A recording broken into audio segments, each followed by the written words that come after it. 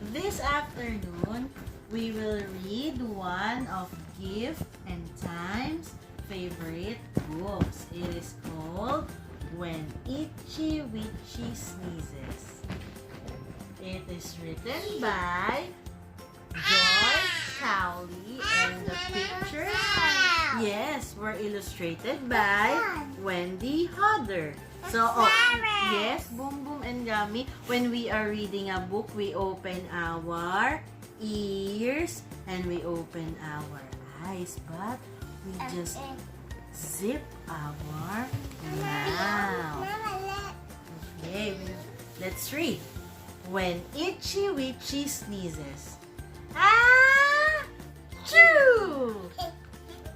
When Itchy Witchy sneezes, achoo! She blows away the cat. Achoo! She blows away the mouse. Achoo!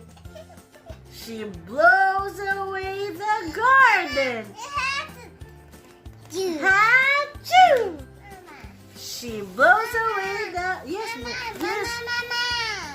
Yes, Gift. What's this? Yes, the witch's hat. And these are the fruits and vegetables in her garden. Now, when Itchy Witchy sneezes, achoo! She blows away the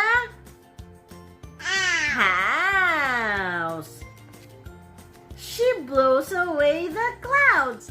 Achoo! She blows away the rain.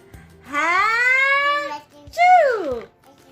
Okay, then Itchy Witchy sneezes. Achoo! Then blows them back again. Okay. Yeah.